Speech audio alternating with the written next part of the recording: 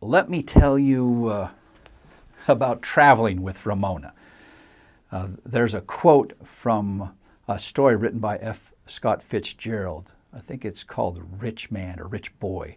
Anyway, the opening line of this short story says, "Let me tell you about the very rich.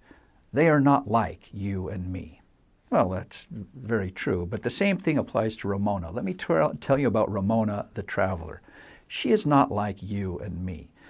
For example, when I take a trip, a vacation, if I've got it planned out nicely, I like to know what hotel we're going to stay at, what day, how we're going to get from the airport to the hotel, all the things. I'd like to have all the details laid out, especially if I'm going to be traveling with family, 4 young children. So that's me.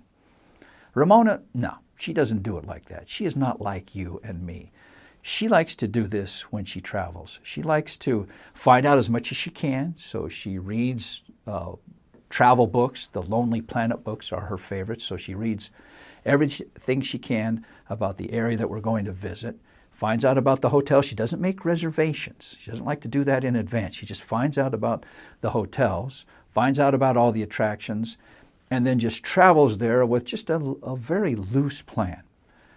So I'll illustrate. First time our family went to Beijing, the capital of China, was back in May 1996.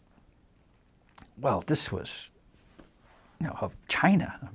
Scary. None of us spoke Chinese, and we're going to fly into Beijing.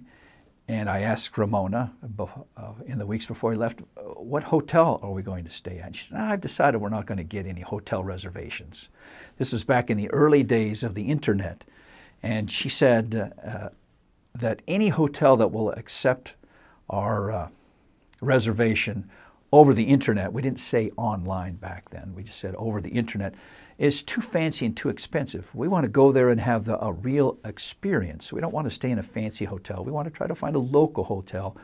And you can't connect with those hotels, at least back in 1996, over the internet. So we'll just go. I've found out about a few of them, and we'll find one when we go there. Okay, that made me a little bit nervous.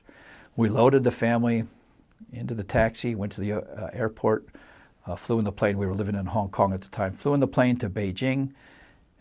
Ramona and I and our 4 children, each with our backpacks, and we landed at the airport in Beijing. This was the old airport, more like a warehouse than anything else. And you just kind of dump your bags out on the floor and you pick them. So we got our stuff, and now we're ready to go from the airport, which is quite a ways to the northeast of town, down to Beijing to look for hotels, according to Ramona's plan.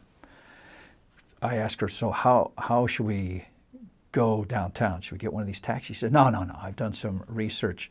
Right over there, we can catch the city bus that will take us right to the middle of downtown. That's where we want to go.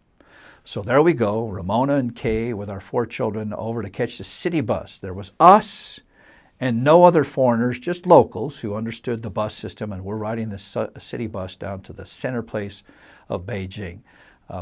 Down we went. This is exciting. Traveling with Ramona is always exciting because you're never sure what's going to happen next. So we got to the bus stop in the middle of Beijing, quite a bustling, busy city, and the bus drops us off and drives away, and here we are now, the 6 of us, 2 parents, 4 children, standing in the middle of Beijing with no hotel reservations and nothing definite, and now we've got to find a hotel. And Ramona said, well, let's try this one first.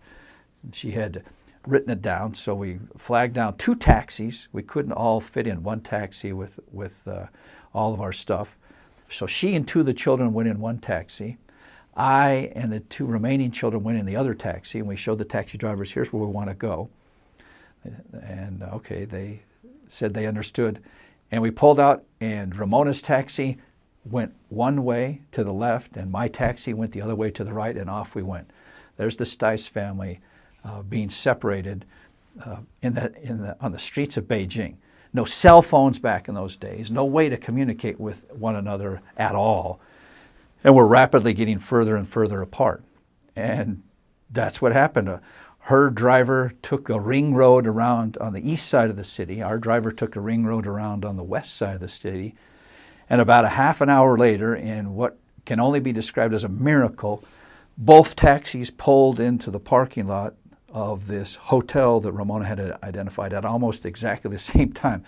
And I was a little nervous. She had such a pleased look on her face. Everything was working according to her plans. So we got to this hotel. It was just what she was looking for. It was more of a local hotel, not really a tourist hotel. The rooms were inexpensive, so we got 3 rooms. Everybody, we had the time of our life. We ate in the hotel restaurant. Nobody spoke English. We didn't speak Chinese very well at all. So usually when we would have a meal there, half the things that we would order, we really didn't know what they were. And sometimes we would eat them, sometimes we wouldn't. But we were certainly having an adventure. And that describes traveling with Ramona. You're never sure what you're going to do next, but you know it's going to be fun and it's going to be exciting. That's life, and that's traveling with Ramona.